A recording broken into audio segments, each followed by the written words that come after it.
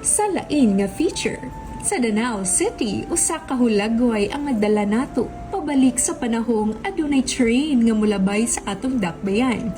Huna-huna ang anaa ka sa estasyon, naghuwat, samtang ang train nagpaduol, nagpagulag aso, ug nagdalag pusog nga tingog. Makapahingangha.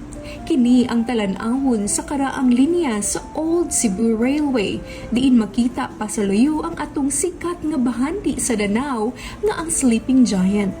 Istorya na lang sa katiguangan ang biyahe sa train gikan sa Danao paingon sa Argao ug pabalik, apan ang paghandom nagpabilin.